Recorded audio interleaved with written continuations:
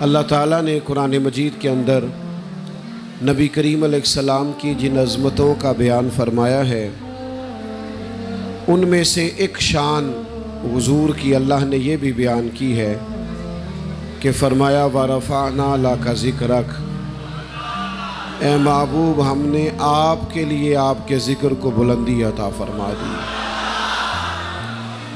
यहाँ क्या तकरीर की जाए, वाज़ किया जाए, हम हुज़ूर ग़ज़ाली ज़मां के कदमों में बैठे हैं।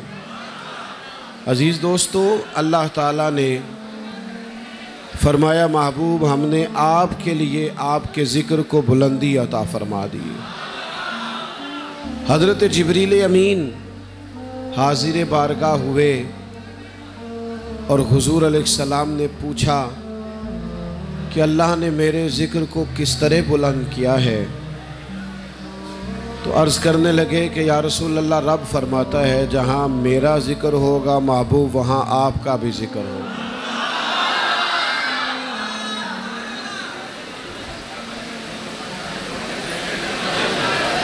मैं और आप सारा दिन कोई ना कोई तज़किरा तो करते ही रहते हैं, कोई ना कोई ज़िक्र तो हम करते ही रहते हैं।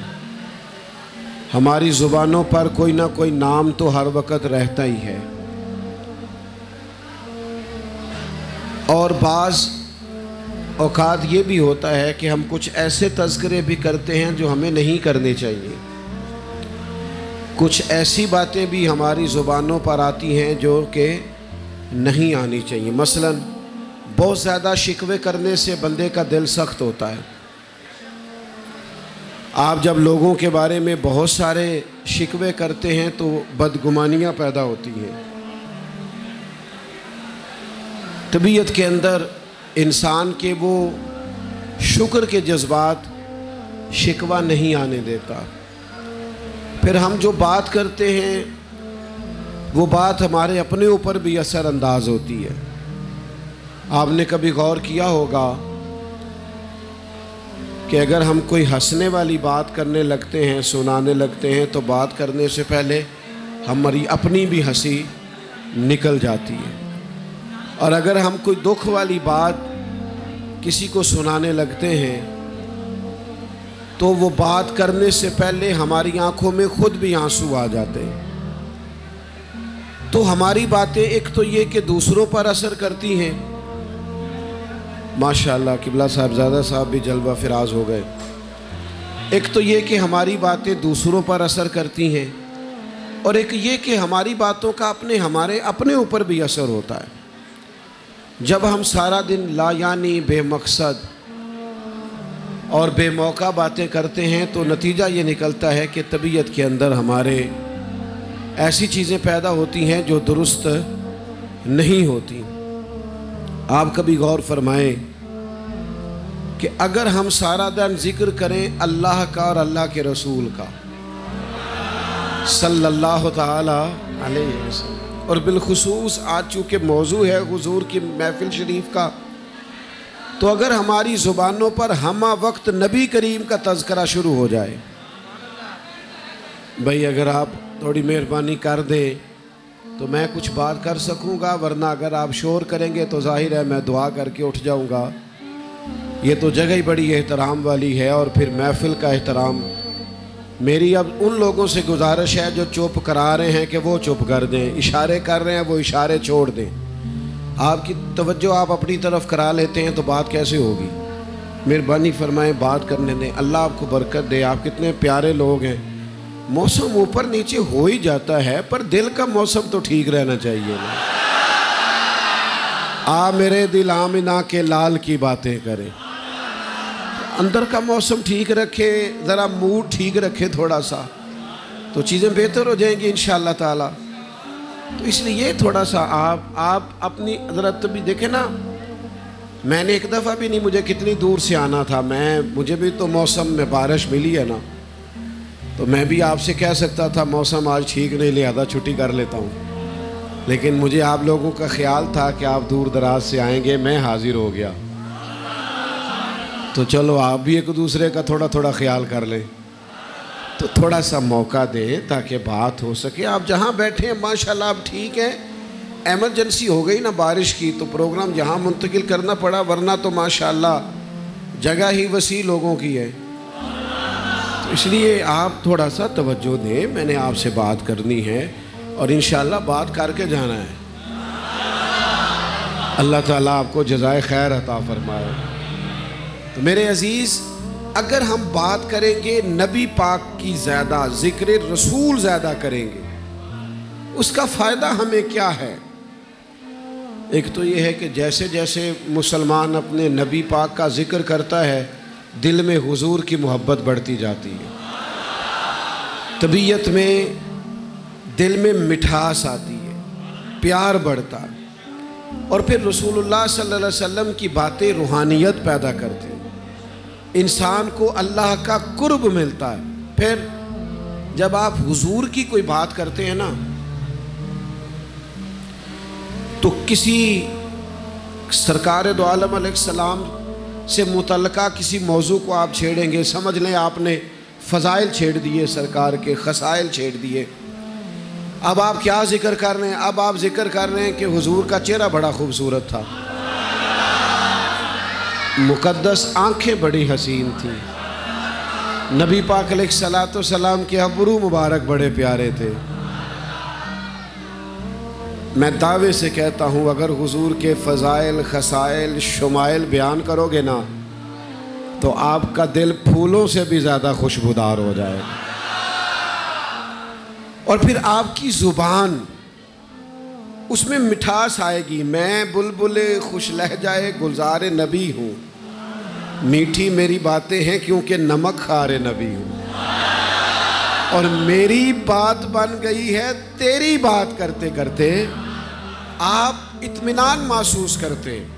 اور پھر آپ دیکھیے صحابہ نے کیا کیا،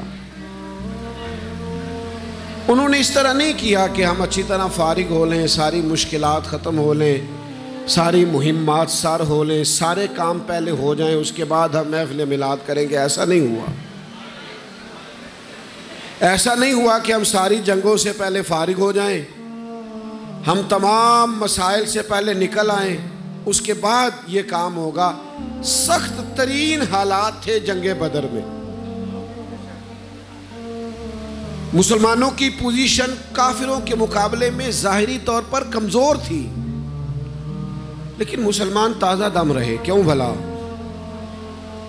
جنگ بھی کرتے تھے اور ذکر رسول بھی جاری تھا، یعنی انہوں نے اس جنگ میں یہ ہمیں روایت کر کے بتایا ہے، یہ بخاری میں موجود ہے، جنگ کے حالات بھی بتائے۔ اور حضرت انس بن مالک فرمانے لگے جنگ تو سویرے ہونی تھی، حضور نے تو ایک دن پہلے ہی بتا دیا تھا فلانا کافر یہاں مرے گا، فلاں یہاں مرے گا، فلاں یہاں مرے گا۔ علم غیب رسول کے منکر اس حقیقت کو بھول جاتے ہیں، غیب مانا کہ راز ہے لیکن راز اپنوں سے کب چھپاتے ہیں۔ سرکار نے بتا دیا تھا، یعنی حضور کے فضائل کا ذکر بدر میں بھی جاری رہا۔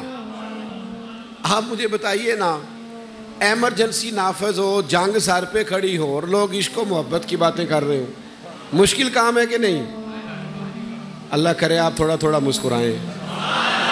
چلے میں نے دعا مانگی ہے، لگتا ہے قبول ہوگی جلدی انشاءاللہ۔ اور یار میں نے کہا ماحول میں گمہ ہے، دل بڑے کھلے ہیں اللہ کے فضل سے، اور آپ مسکراتے ہیں تو نورانیت پیدا ہوتی ہے ماحول میں۔ بھائی سنو، کبھی ایسا بھی ہوتا ہے جنگ کا ماحول لگا ہوا ہے، حالات پورے عروج پر ہیں اور سامنے فوجیں کھڑی ہیں اور یہاں عشق و مستی کی باتیں ہو رہی ہیں۔ آپ دیکھیے نا، نبی پاک صفیں سیدھی کرا رہے ہیں، ایک صحابی کا پیٹ ذرا آگے بڑھا ہوا تھا، نکلے ہوئے تھے تھوڑا سا صف سے، تو سیدھا کراتے وقت ذرا اس کے پیٹ کو چھڑی لگ گئی، اس نے کہا میں نے بدلہ لینا ہے۔ آپ نے پھر ایک دفعہ غور کرنا ہے، جب حالات ایمرجنسی کی ہونا، یہ ہم رش میں جاتے ہیں، رش میں آتے ہیں تو کوئی دو سلام لینے لگے تو ہم کہتے ہیں یار تو سجن ہے، پرانا سلامیں ہوتی رہیں گی، اب تو ذرا جانے آنے کا ٹائم ہے، پیچھے رش ہے، اگلے جلسے میں پہنچنا ہے، پر اجازت دو چلیں، یہ بیٹھ کے کرنے کے کام ہے۔ ایمرجنسی میں یہ کام، لیکن ان کو پتا تھا کہ طبیعتیں تازی تب رہتی ہیں جب مدینے والے سے جڑی رہے۔ سرکار سے کہا بدلہ لینا ہے. بدلہ کس نے لینا تھا؟ حضور نے فرمایا لوگوں کا یا رسول اللہ میرا پیٹ رنگا تھا، آپ کیا کریں، کپڑا ہٹائیں. سرکار نے کپڑا ہٹا دیا، دوڑ کے گئے اور حضور کے جسم مقدس سے لپٹ گئے. این جنگ کی حالت میں بھی، ایمرجنسی میں بھی وہ مدینے والے محبوب سے تبرک لینا نہیں بھولے، فیض لینا نہیں بھولے. فرمایا تو بدلہ لینا چاہتا تھا. تو وہ کہنے لگے اپنے بھائیوں سے، صحابہ سے، بدلہ کس نے لینا تھا؟ میں تو وجود اطہر سے فیض لینا چاہتا تھا. بڑے سخت حالات تھے تبوک میں، بڑے سخت. سارے کافر کٹھے ہو کے مدینہ شریف پہ حملہ آور. سخت سردی کا عالم ہے، قحط کا زمانہ ہے. نبی کریم صلی اللہ تعالیٰ علیہ وسلم کے صحابہ بھوک سے نڈھال ہیں اور مدینے کے گرد خندق کھودی جا رہی تھی. میں نے تبوک کا خندق کی بات کر رہا ہوں. خندق کھودی گئی جنگ خندق کے موقع پر اور کفر سارا اکٹھا ہو کے آ گیا. اب آپ کبھی غور کریں تو اتنے سخت ایمرجنسی کے حالات میں بھی صحابہ کو نعت رسول یاد رہی. انہوں نے بتایا کہ بھئی بھوک بڑی تھی، گرمی بڑی تھی، حالات خراب، سردی بڑی تھی، حالات خراب تھے اور قحط کا زمانہ تھا. یہ بھی انہوں نے روایت کیا اور یہ بھی صحابہ نے روایت کیا کہ چند بندوں کا کھانا پکایا تھا حضرت جابر ابن عبداللہ نے، لیکن جب ہم حضور کے ساتھ سینکڑوں کی تعداد میں پہنچے تو نبی پاک کا معجزہ ظاہر ہوا، کھانا سب کو پورا آ گیا. یعنی انہیں یہ باتیں اس ایمرجنسی میں بھی بھولا نہیں کرتی تھی. حضور کی نعت پاک، تذکرہ پاک، ذکر پاک کبھی نہیں بھولتے تھے وہ لوگ. انہوں نے یہ بھی روایت کیا جنگ خندق میں کہ ہم سے نہیں ٹوٹ رہی تھی ایک چٹان. ہم نے عرض کی حضور یہ نہیں ٹوٹتی، تو فرمایا مجھے تو نا اوزار، میں توڑ کر دیتا ہوں. بخاری مسلم میں موجود ہے. ابھی مکہ بھی فتح نہیں ہوا لیکن فرماتے ہیں کریم رسول چٹان پر ایک ضرب لگاتے تو پورا ایک ملک فتح ہونے کی خوشخبری سناتے. ایک ضرب لگائی، فرمایا لو بھی روم بھی ہمارا. دوسری لگائی، فرمایا شام بھی ہمارا. نبی پاک ایک ایک ضرب پر ایک ایک ملک کی خوشخبریاں سناتے. صحابہ کو حالات کوئی بھی ہوتے تھے، نعت رسول ہمیشہ یاد رہا کرتی. ہمارا خیال ہوتا ہے کہ بڑی پریشانی ہے، مولانا آپ کہہ رہے ہیں میلاد آ گیا ہے، بڑے حالات خراب ہیں، میں تو پہلے دکھوں میں ہوں، آپ کہتے ہیں میں محفل میں. ان کو یہ باتیں تازہ دم رکھتی تھی اور ہر موقع پر، ہر جگہ. میں کیا کروں، مسلمانوں کو کیسے سمجھاؤں کہ ڈپریشن، انزائٹی، ٹینشن یہ تو ہمارا موضوع نہیں، مسلمان کا تو عنوان ہی نہیں. وہ تو طاقتور ہوتا ہے اللہ رسول کے بھروسے پر، وہ تو مضبوط ہوتا ہے. اور بے چینی، بے قراری، اضطراب یہ مسلمان کے موضوع نہیں.